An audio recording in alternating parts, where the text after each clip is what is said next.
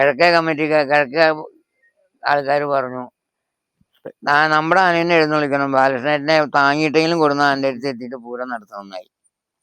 എൻ്റെ ഭാര്യയാണ് ആ കൊല്ലം എഴുന്നള്ളിച്ചതാണ്, ജനാർദ്ദനും ഭാര്യ. പിന്നെ ഇതേമാതിരി കസാലിയും ആന ഇവിടെ ഇരുത്തി ജനാർദ്ദനും ഭാര്യ ഏലസ് പിടിച്ചിട്ട് ആ പൂരം നടത്തി. അപ്പൊ ബാലനാരായണന് തുടങ്ങി ബാലനാരായണൻ തെച്ചിക്കോട്ടാവ് ആനയൊക്കെ വെച്ച് അങ്ങനത്തെ അന്നത്തെ കാലത്ത് വഴക്കുള്ള ആന വെച്ച് നോക്കുമ്പോ തോന്നുന്നുണ്ടാവില്ല, തോന്നുന്നുണ്ടാവും. അന്നത്തെ ആനയുടെ വഴക്കുകളൊന്നും ഇതൊരു നാടനാനയല്ലേ, അത് വികാരികളല്ലേ. ചേട്ടന് പ്രായമായ എന്റെ ഒരു ഇത് വെച്ച് നോക്കുമ്പോ ഈ ആനയെ കുറിച്ചിട്ട് ഇപ്പൊ നിക്കണ ആന വനമോഹൻ, ചേടക്കാട്ട് നീലകണ്ഠൻ, പൊതുവെ ഇടക്കാട്ട് നീലകണ്ഠൻ, ആ ആനയെ കുറിച്ച് ചേട്ടന്റെ അഭിപ്രായം? ഇത്ര നാള് താമസിച്ചതിൽ വളരെ ചുരുങ്ങിയ 2-3-4 മാസമായി ഉണ്ടാവും. അതിപ്പോ മാർച്ചിൽ വന്നതല്ലേ, 4 മാസം 5 മാസത്തെ ഇതില് ചേട്ടന് ഈ ആനയെ കുറിച്ചിട്ടുള്ള കാര്യങ്ങൾ നല്ല അഭിപ്രായം. ഈ പറയണ ഇതൊന്നും ഇല്ലാന്ന് ഞാൻ പറയണില്ല, നല്ല രീതിയില് ഒളിച്ചിറങ്ങി നിക്കണു ഇല്ലാന്ന് ഞാൻ പറയണില്ല. പക്ഷെ എന്നോട് അവൻ, ഞാൻ മാർച്ച് 6-ാം തീയതി കാലത്ത് എന്നോട് വരാൻ, 1-ാം തീയതിയാണ് തിരുമേനി ഞാനും കൂടി ജീവിതത്തിൽ കാണുന്നത്.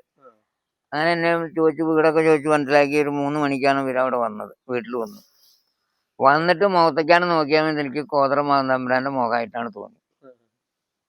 അങ്ങനെ വന്നു, വീട്ടിൽ വന്ന് അവിടെ ഇരുന്ന് വർത്താനം പറഞ്ഞു, ആനയുടെ കാര്യമൊക്കെ പറഞ്ഞപ്പോ ഈ ആന ഞാൻ അറിയും, ആന മറ്റേ പിടിയാനെ കൊണ്ടേക്കിട്ട് കണ്ടിട്ടുള്ളതാണല്ലോ. പിന്നെ ജയന്റെ അവിടെ ആന പാലക്കാട്ടിൽ നിന്ന് കൂടെ നിർത്തിയിട്ട് ജയനെ വിളിച്ചോണ്ട് കൊണ്ടായി. ആ ആന കണ്ടപ്പോ എനിക്ക് പറ്റില്ല പറഞ്ഞ് ഞാൻ പോകണ്ട. അന്ന് ആന അങ്ങനെ നിന്നുണ്ടായിരുന്നു, ഇങ്ങനെ നിക്കണത് അറിയില്ല. അപ്പൊ ഭയം കൊണ്ട് ഞാൻ പറഞ്ഞു, എനിക്ക് വേണ്ട ആന, ഞാൻ ആനപ്പണിക്ക് പോകണില്ല. നാരായണന്ന് റിട്ടയർ ആയതിന്റെ ശേഷം വീട്ടുകാർ സമ്മതിക്കണില്ല പറഞ്ഞ് ഞാൻ പോകുന്നു. പിന്നെയാണ് ഇതിനെ കൊല്ലത്തേക്ക് കൊണ്ടുപോയി. കൊല്ലത്ത് കൊണ്ടുപോയിട്ട് അയാളുടെ കയ്യിൽ നിന്ന് ഇവിടെ ആരൊക്കെ എഴുന്നള്ളിപ്പിന് കൊടുത്തിട്ട് ആന ഇവിടെ വലിയ പ്രശ്നമൊക്കെ ഉണ്ടാക്കി. ഇവിടെ ഈ ചീരക്കുളങ്ങര അമ്പലത്തിന്റെ അവിടെ ബൈജു കൊടുത്തിട്ട് ചെമ്മന്നൂർ, അങ്ങനെ വലിയതൊക്കെ ഉണ്ടാക്കി. ആന പിന്നെ വലിയ പുലിവാലൊക്കെ ഇട്ട് ആന ഇവിടെ എന്തൊക്കെ കൈമാറ്റോ കാര്യമൊക്കെ വന്നിട്ട് പിന്നെ ആരൊക്കെ ഇടപെട്ടിട്ടാണ് ആ ഉടമസ്ഥൻ ആനയെ കൊടുത്തയച്ചത്. അയാളുടെ കയ്യിൽ നിന്ന്, കൊല്ലത്തു നിന്നാണ് പിന്നെ ഷാജി മേടിച്ചത്. ഷാജിയുടെ കയ്യിൽ നിന്നാണ് വെമ്പനാട് മേടിച്ചത്. അപ്പൊ ഈ ആനയ്ക്ക് ശരിക്കും ഒലിച്ചിട്ടുണ്ടായിരിക്കുന്ന ഒരാൾക്കും പറയാൻ പറ്റില്ല. അങ്ങനെ പരവേശമായിട്ട് നിൽക്കും ചെയ്തിട്ടുണ്ടായിരുന്നു. അങ്ങനെ ഞാൻ പൂരങ്ങളൊക്കെ കഴിഞ്ഞ് എന്നോട് ആന ഒന്നും ചെയ്തില്ല. ഞാൻ ആന അഴിക്കാൻ 1 മണിക്കൂറേ ഞാൻ മല്ലടിച്ചുള്ളൂ. ആരും ഉണ്ടായില്ല, ഞാൻ ഒറ്റയ്ക്കേ ഉണ്ടായുള്ളൂ. അവിടെ കൊണ്ടേ കെട്ടി അഴിക്കാൻ, നമ്മൾ ആനയെ കെട്ടി ഉറപ്പിച്ച് അഴിക്കാൻ ചെന്ന ആന വാശി കാണിക്കണം, കൂക്കുംവിളിയും കൂട്ടും, ആൾക്കാരെ വിളിച്ചു കൂട്ടും, നമുക്ക് പുറത്തുനിന്ന് തല്ലുപോയില്ല. അങ്ങനെ സൂത്രം ഉണ്ടായത് ഇപ്പോഴും ഉണ്ടായി എൻ്റെ കയ്യിൽ. അങ്ങനെ അപ്പോൾ അദ്ദേഹമാണെങ്കിൽ മാർച്ച് 15-ാം തീയതി ഇവിടെ ഉദ്ഘാടനം പറഞ്ഞുണ്ട്. വന്നിട്ട് പറഞ്ഞു, എന്താ ചെയ്യുക, ശനിനെ പേര് വിളിക്കില്ല ആള്, എന്താ ചെയ്യുക? ഞാൻ പറഞ്ഞു, ധൈര്യപ്പെട്ടിരിക്കുക, ആന 15-ാം തീയതി അവിടെ തറയിലുണ്ടാവുകയാണ്, നിങ്ങൾ പൂജയൊക്കെ ഉറപ്പിച്ചോളൂ. അങ്ങനെ അത് കഴിഞ്ഞിട്ട് 21-ാം തീയതി പൂരത്തിന് ഇവിടുന്ന് പോയത്. എനിക്ക് അങ്ങനെ ഒരു മല്ല ഉണ്ടായുള്ളൂ. ഞാൻ എന്താ വെച്ചാൽ എപ്പോഴും ആനകളെ തല്ലാൻ പോയില്ല, ഒന്നും ഇങ്ങോട്ട് പിഴിഞ്ഞെടുക്കും. ഇതിനാ ഇത്രയും വേണ്ടി വന്നില്ല. തിരുമേനി എനിക്ക് തോട്ടിയും കോലും തന്ന ആ കോലൊന്നും എൻ്റെ കയ്യിലിരിക്കും. എത്ര പോന്നൊരു കോലിയും കാണിച്ചു, എത്ര പോന്നൊരു കോലും 4 അടി ഞാൻ ചെറുകോലിനടിച്ചുള്ളൂ. ഇത് ഞാൻ കെട്ടണമെന്ന് എൻ്റെ കയ്യിൽ വെച്ചതാണ് ഈ സാധനം. അത് ആ ഇരിപ്പ് അവിടെ ഇരിക്കുക, എടുക്കും പിന്നിലേക്ക് കൊണ്ടുപോകും. അല്ല അപ്പോ ഞാൻ മനസ്സിലുള്ളതെന്ന് വെച്ചാൽ അത് നല്ലോണം സ്നേഹിക്കാൻ പറ്റും. അല്ല, അതിനെന്താ വെച്ചാൽ ആകെ ചെറിയൊരു കണ്ണിന്റെ ചെറിയൊരു കാഴ്ചക്കുറവേ ഉള്ളൂ. അത് പിന്നെ ഒരു ദോഷം ഒറ്റച്ചട്ടാണ്. ആർക്കും ഓടി വന്നിട്ട് പെട്ടെന്ന് അപ്പൊ സമ്മാനം കൊടുക്കാം. അപ്പൊ ചട്ടക്കാരെ വെച്ച് ചെയ്യില്ലാണ്, പക്ഷെ ആന കാക്കുകയാണ്. ഇപ്പൊ നമ്മളവിടെ നിർത്തിയൊരു പട്ടിയിട്ട് കൊടുക്കാൻ പോയി ആന നല്ലോണം അങ്ങോട്ട് ഇറങ്ങി നിൽക്കുമ്പോ ഇപ്പോൾ ആനക്കാരെ ചെയ്യാന്ന് വെച്ചാൽ ആന ഇറങ്ങിക്കല്ലേ പട്ടൊക്കെ എഴുതി ഇട്ട് കൊടുക്കും. അപ്പൊ മേല് വീഴുകയാണ്. അല്ലാതെ ചട്ടക്കാർ നിൽക്കുമ്പോൾ ആന കടന്നു വീഴില്ല. ചട്ടക്കാരെ വിട്ടിട്ട് ആന ഒരു കാര്യം ചെയ്യില്ല, നല്ല വിശ്വാസം ഉണ്ടായിരുന്നു. ഇപ്പൊ നല്ല നേരിലെക്കുമ്പോൾ ഞാൻ അങ്ങോട്ട് കയറ്റി നിർത്തിയത് അവിടെ പോയിട്ട് പിന്നെ അടിച്ചു വൃത്തിയാക്കാം, ഒന്നും മിണ്ടാഞ്ഞാൽ മതി, എല്ലാം ചെയ്യാം. അപ്പോൾ ഇതാണ് ഒരു ഒറ്റച്ചട്ടത്തിൻ്റെ ഒരു ചെറിയ പ്രശ്നമാണ് അതിൻ്റെ കയ്യിലുള്ളൂ. അതിൽ വലിയൊരു തലവേദന. അഴിച്ചു കഴിഞ്ഞാൽ ചുട്ട മൂത്രം ഒഴിക്കാൻ കെട്ടാതെ പറ്റില്ല. ആറാട്ടോടെ പൂരമൊക്കെ ഞാൻ അവിടെ എഴുന്നള്ളിച്ചിരിക്കുമ്പോൾ, ഞാൻ ചാത്തക്കുടം പൂരം എഴുന്നള്ളിച്ചിരിക്കുമ്പോൾ എനിക്ക് മൂത്രം ഒഴിക്കാൻ ചൂടി ഞാൻ ദൈവം നിലയിറങ്ങിയിട്ടുണ്ട്. നടയിലിരുന്ന് ഒഴിക്കാൻ പറ്റുമോ? അപ്പുറം ഇപ്പം ജനങ്ങൾ തിങ്ങി നിൽക്കല്ലേ. അങ്ങനെ ഇവിടെ തൃപ്പുരയിൽ ഉത്തരമുളക്കിന് പോയിട്ടോ ആ നടയിൽ നിന്നിട്ട് അതൊക്കെ നല്ലതല്ല. അതിന് ഞാൻ എന്താ വെച്ചാൽ ചെല്ലി തെക്കുന്നേരക്കുള്ളൂ. അത് നേരത്തെ ആനുള്ളപ്പോൾ രാത്രി ഞാൻ ഭക്ഷണം കഴിക്കില്ല, ഉപ്പ് സോഡ കുടിക്കുള്ളൂ. അത് ആ ശീലം ഒന്നും എനിക്ക് വൈകുന്നേരം ചോറ് വേണമെന്നില്ല, ഒരു എന്തെങ്കിലും ക്ലാസ് കിട്ടിയാൽ മതി. നാരായണ വലിയാനുള്ളപ്പോഴും തന്നെയാണ്. ഇപ്പൊ തേച്ചോട്ടുകാവ് ഉള്ളപ്പോഴും അതെ. ഞാൻ എത്ര ചട്ടമുള്ള ആളുണ്ടെങ്കിലും കൂടെ ഉണ്ടെങ്കിലും ഒരാളെ ഏൽപ്പിച്ചു കൊടുത്ത് ഞാൻ മാറില്ല. അങ്ങനത്തെ ഒരു ഞാൻ ക്യാരക്ടർ മാറില്ല. അവർക്ക് പരിപാടി കഴിഞ്ഞ് ആനെ കെട്ടാതെ ഞാൻ പോവില്ല. എന്താ വെച്ചാൽ എന്റെ മനസ്സ് സമ്മതിക്കില്ല. എന്തെങ്കിലും ആയി കഴിഞ്ഞാൽ സമാനം പറയണ്ടേ. ഈ ആന ചെയ്ത വൃത്തിയോട് മുഴുവനും ചട്ടക്കാര് കാവലില്ലാതെ, കുറ്റം പറയല്ല, തൊഴിൽക്കാരെ ഞാൻ കുറ്റം പറയല്ല, പക്ഷെ കണ്ടത് പറയാതിരിക്കാൻ പറ്റില്ല. പേരാമംഗലാന വാടാനപ്പള്ളി പ്രശ്നം ഉണ്ടാക്കിയത് ആനക്കാരെ കുളതായോണ്ട് പറ്റിയതാ. വീടിന്റെ മുകളിൽ കയറിയത് കുളതായാണ്. ഞാൻ കുറ്റം പറയാന്ന് പറയരുത്. നമ്മളൊരു ആനയെ ചുമതല ഏറ്റു കഴിഞ്ഞാൽ ഒരു പരിപാടിക്ക് വന്നാൽ ആ പരിപാടി നടത്തി പോകേണ്ട ചുമതല നമ്മുടെ. നമ്മൾ ബന്ധുക്കളിലേക്ക് പോവുക അല്ലെങ്കിൽ ഷാപ്പിലേക്ക് പോവുക അല്ല വേണ്ടത്. പേരാമല ആനയിലാന്ന് കുട്ടപ്പൻ അയിമ്പന്ന് പോയി. കുട്ടപ്പനെ കണ്ണീർ കുടിപ്പിച്ചൊക്കെ എനിക്ക് നല്ലോണം അറിയാം. ഞാൻ അഴിച്ചോളത്തിലെ ചെമ്പുത്തറ ചെന്നിട്ട് കുട്ടപ്പനെ കണ്ണീർ കുടിപ്പിച്ചു. അന്ന് അവൻ്റെ ഒരു ചങ്ങരകുളര അയ്യപ്പനാനെ അവൻ പറ്റില്ല പറഞ്ഞു പോയിട്ട് പിന്നെ മറ്റൊരാൾ എന്തിനാ അതിനെ ഭീഷണിപ്പെടുത്തേണ്ട ആവശ്യമുണ്ട്. ഞാൻ പേരാമലത്തേക്ക് വിളിച്ചു പറഞ്ഞിട്ട് കുട്ടരാമ സാറ് വന്നു, പോലീസുകാരൻ. അതുപോലെ തെച്ചിക്കോട്ടാവാനിക്ക് നിൽക്കുമ്പോ അപകടം പറ്റിയിട്ടുള്ള 92 അത് രണ്ടാം ചൊവ്വാഴ്ച മകരച്ചൂർ ഇവിടെ അഞ്ചേരി പൂരത്തിന് വരെയായിരുന്നു വരാം. രണ്ടാം ചൊവ്വാഴ്ച പൂരം കഴിഞ്ഞിട്ട് കാണിപ്പയ്യൂർ പൂരം കഴിഞ്ഞിട്ട് ബുധനാഴ്ച ആനയെ കൊടുത്തിട്ട് പേരാമലത്ത് നിർത്തി. അന്ന് എൻ്റെ കൂട്ടുകാരൻ്റെ അനിയൻ്റെ കല്യാണമാണ് വ്യാഴാഴ്ച. അപ്പോൾ എനിക്ക് കല്യാണത്തിന് പങ്കുകൊള്ളാൻ പറ്റില്ല. അപ്പോൾ അവൻ പറഞ്ഞു, ബാലയുടെ കല്യാണത്തിന് പങ്കുകൊള്ളാൻ പറ്റില്ല, ആന രാവിലെ പോയാൽ മതി. എടാ അഞ്ചേരിക്ക് എത്തേണ്ട ആന ഇപ്പോൾ കഴിഞ്ഞ് പോയാൽ അത്രയും നല്ലതല്ലേ. ഞാൻ എവിടെ ആനയെ കെട്ടിയാലും വീട്ടിൽ പോകാതിരിക്കലില്ല. പോകാൻ പാടില്ല പറഞ്ഞു. അപ്പം ഞാൻ അവനോട് പറഞ്ഞു, എൻ്റെ ഷർട്ടും മുണ്ടൊന്നുമില്ലടാ, ഈ മുഴിഞ്ഞ ഷർട്ടും മുണ്ടായിട്ട് ഞാൻ വരുന്നില്ല.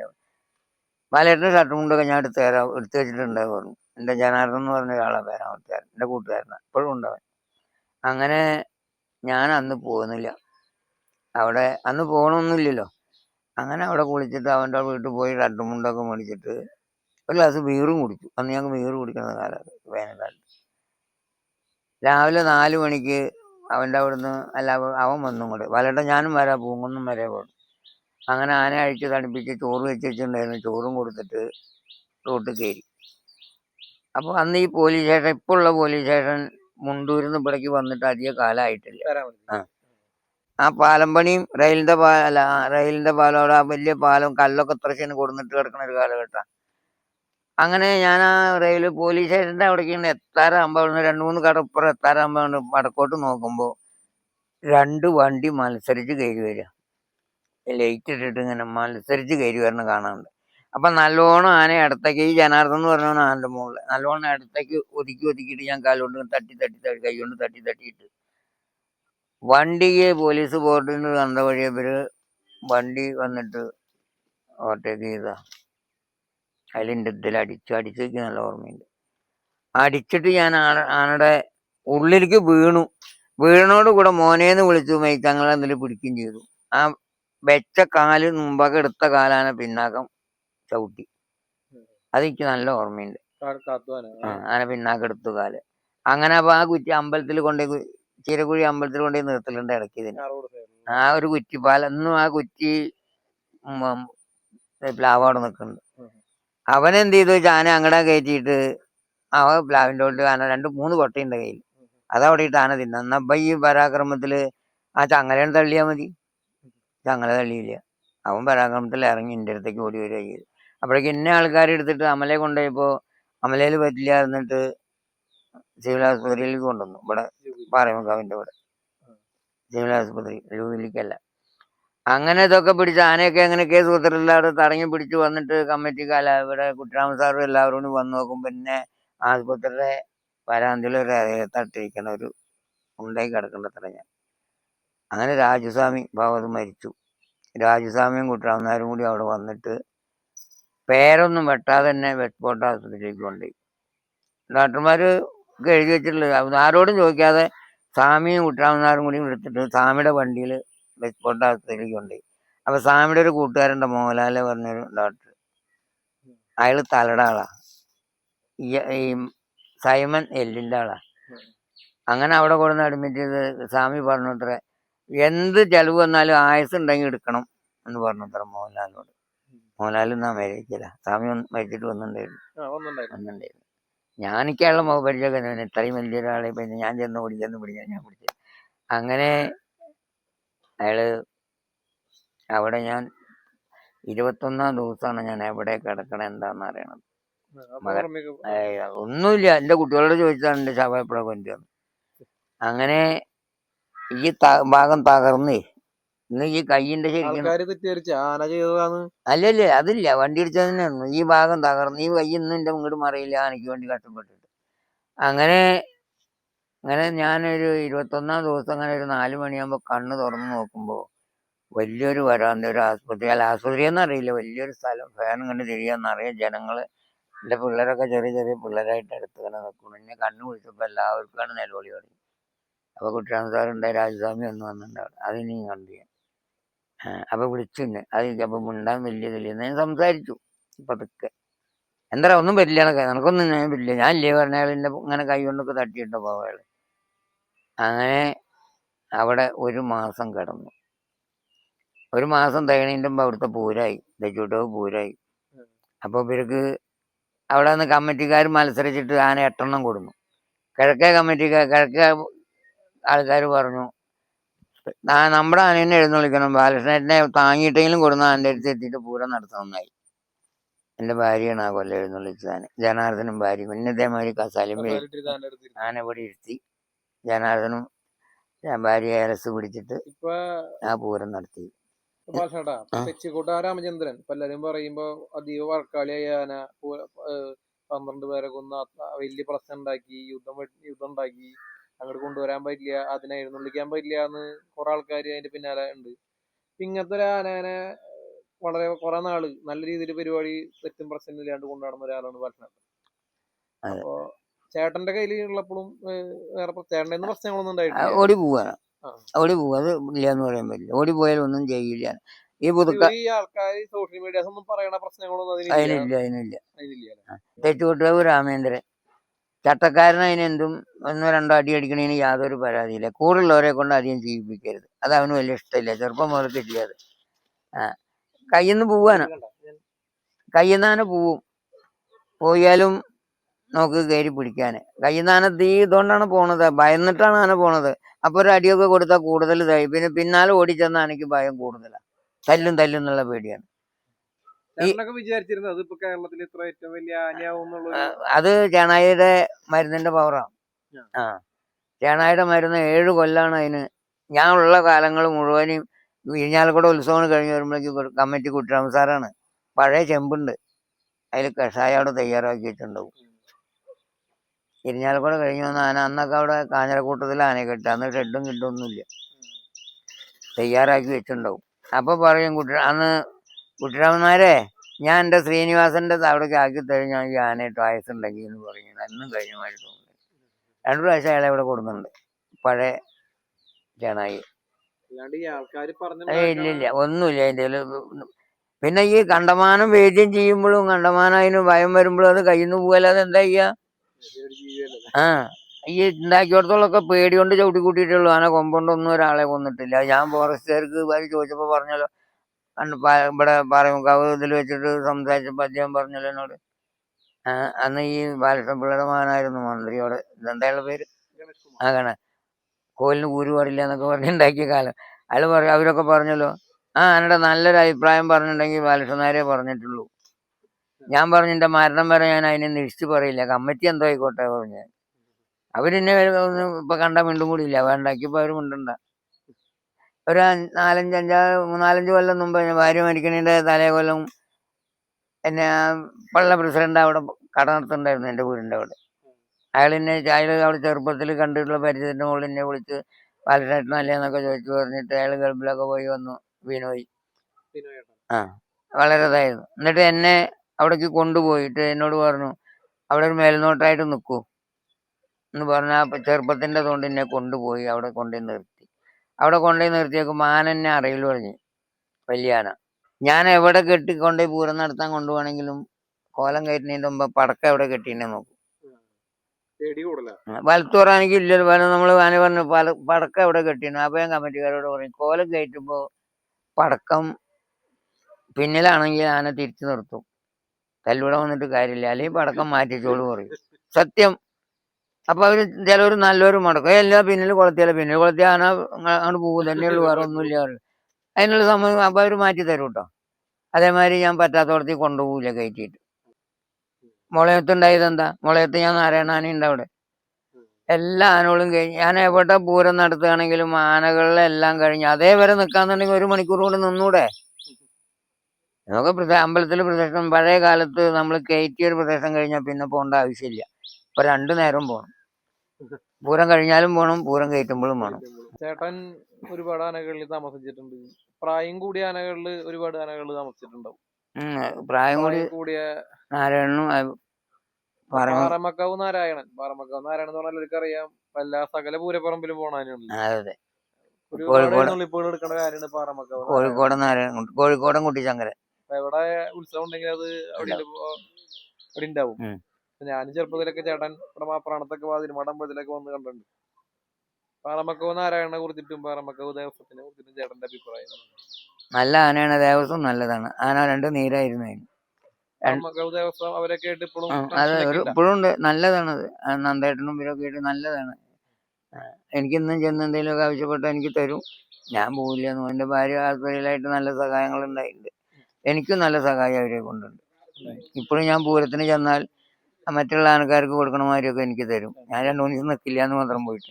കൊല്ലം പോകാനേ പറ്റിയില്ല. എൻ്റെ നന്ദേട്ടൻ ചോദിച്ചു, ഇപ്പൊ വലിയ മുതലാളിയായില്ലേ, അപ്പൊ ആരും വേണ്ടല്ലേ പറഞ്ഞു. ഇപ്പൊ നാളെ സ്വാമി വെച്ചപ്പോ ചെന്നപ്പോഴും കണ്ടു. പാറമക്കാവ് നാരായണന്റെ സ്വഭാവം കാര്യങ്ങളൊക്കെ എങ്ങനെയായിരുന്നു? അതും ഭയങ്കര മോശമായിരുന്നു. അതിനൊന്നും കുഴപ്പമില്ല. അത് ഒറ്റ ചട്ടം തന്നെയാണ്. ചകണി എനിക്ക് വന്നതൊക്കെ അങ്ങനെ വരുന്നുള്ളൂ. നല്ല വാശി. പിന്നെ അത് ചെരിയുമ്പോ 85 വയസ്സാണ്. 2014 ചെരിഞ്ഞ്. 2013 ലാസ്റ്റ് പൂരം നടത്തിയത്, ആറാട്ടുപുഴ. പിന്നെ 14 ജനുവരി 9 പോയത്. 6 പറമ്പിലേക്ക് കൊണ്ടുപോയി. 6 ആയിരുന്നു കൊല്ലം വേല. 5 വൈകുന്നേരം കൂടി ഒറ്റ ആളെ കയറ്റിയിട്ട് പരിപാടി നടത്തി. അപ്പൊ അങ്ങനെ നിൽക്കുമ്പോ അങ്ങനെ ഒരു ആട്ടം തുടങ്ങി. അപ്പൊ വേഗം ആളെ ഇറക്കിയിട്ട് ഞാൻ 5 അവിടെ പിള്ളേരുടെ പാട്ടിന്. അപ്പൊ ഒന്ന് ശ്രീനിവാസൻ ഇവിടെ കുട്ടംകുളം. അപ്പൊ വാസുവേട്ടനെ വിളിച്ചിട്ട് ഞാൻ പറഞ്ഞു, വാസുവേട്ടാ ഞാൻ മാറ്റുകയാണ് ആനെ, വലിയ സുഖമില്ല, മാറ്റിക്കോളുക. എന്നാ ശ്രീനിവാസിനെ മാറ്റിക്കോളാൻ പറയാം. 3 ആനയായിട്ട്. പിറ്റേ ദിവസം രാവിലെ ഞാൻ പറഞ്ഞു, ഞാൻ പറമ്പിലേക്ക് കൊണ്ടുപോകണം ആനയെ. 2 മണിക്കൂർ കൊണ്ട് പറമ്പിലെത്തണ ആന അന്ന്. അപ്പൊ ഇവര് പോകുന്നിടത്ത് ആനയ്ക്ക് എന്തെങ്കിലും പ്രശ്നങ്ങൾ ഉണ്ടെങ്കിൽ എവിടെയെങ്കിലും കെട്ടാനുള്ള സൗകര്യങ്ങളൊക്കെ അവർ പറഞ്ഞു വെച്ച് പോയിണ്ടാവും. ഇപ്പം അപ്പൊ ഈ ചെറിയ വഴി കൂടെ ആന പോവാ. അന്ന് വഴി അടിക്കാൻ വണ്ടി കയറില്ലല്ലോ. അന്ന് ചെറിയൊരു വഴിക്ക് അങ്ങനെയാണ് കടന്ന അങ്ങോട്ട് അങ്ങോട്ട് കയറാ, ചെറിയ വഴി കൂടെ. ഇവര് ഈ ആനയെ തെരഞ്ഞുകൊണ്ട് കിടക്കുക. ആന ഈ പറഞ്ഞ നേരം കൊണ്ട് പറമ്പിലെത്തി. അന്ന് എന്ത് സ്പീഡിലാണ് പോയി അറിയുക. അവിടെ കൊണ്ടുപോയി. അപ്പൊ ഗിരിദാസ് സാറല്ല, മറ്റേ രാജീവ് സാറ് വന്നിട്ട് പറഞ്ഞു, ആശാനെ നമുക്കൊരു ട്രിപ്പ് കയറ്റണം, നാളെ കയറ്റാം. 8 വൈകുന്നേരം തൊട്ട് വന്നിട്ട് നാളെ കയറ്റാം. അപ്പൊ അത് കിടക്കില്ല, കയറ്റാനും സമ്മതിക്കില്ല. അയ്യോ മല്ലുണ്ടോ, ഡോക്ടർമാരെ കണ്ടാൽ കിടക്കില്ല. അപ്പൊ എന്നോട് പറഞ്ഞു, നിർത്തിയിട്ട് കയറ്റാം, ഇത് കെട്ടിണ്ടാക്കിയിട്ട് അതിന്റെ മുകളിൽ നിർത്തിയിട്ട് കയറ്റാവോ. അപ്പൊ ആന കിടന്നിട്ട് വന്നേക്ക് കുറച്ച് ദിവസമായിട്ടുണ്ട്. അപ്പൊ ഞാൻ ഭയങ്കര വിലാസമാക്കിയിട്ട് ആനെ കെട്ടിയിട്ടുണ്ട്. നടയമ്മിൽ കയറുകൊണ്ടാ, ചങ്ങലയല്ല, കയറുകൊണ്ട് കെട്ടി നടന്ന് കറങ്ങി പോകണ്ടായി. അപ്പൊ ആ തൊട്ടി കണ്ടില്ലേ, കഴുകണ തൊട്ടിയില്ലേ അവിടെ, അതിന്റെ ഇപ്പുറത്ത് 2 ഇതേമാതിരി 2 സൈഡിലും കല്ല് കെട്ടിയിട്ടുണ്ട്.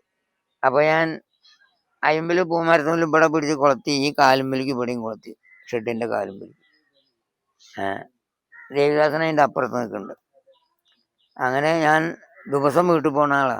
അന്നെനിക്ക് വീട്ടിൽ പോകാൻ തോന്നിയില്ല, ഞാൻ പോയില്ല. അന്ന് രാമേന്ദ്രനൊക്കെ അവിടെ ഉണ്ടാവും. എപ്പോഴും ഞാൻ ആനയുടെ അടുത്തേക്ക് ചെല്ലും. അപ്പൊ ഒരു 3-3:30 ആകുമ്പോ നോക്കുമ്പോ ആന നല്ല കിടക്കുകയാണ് ആന. അപ്പൊ ഞാൻ ചെന്നിട്ട് പെട്ടെന്ന് ചെന്ന് തൊടയെ പിടിക്കുക ചെയ്ത് അടിച്ച് കൊമ്പിനടിച്ച് കയറുകയാണ്.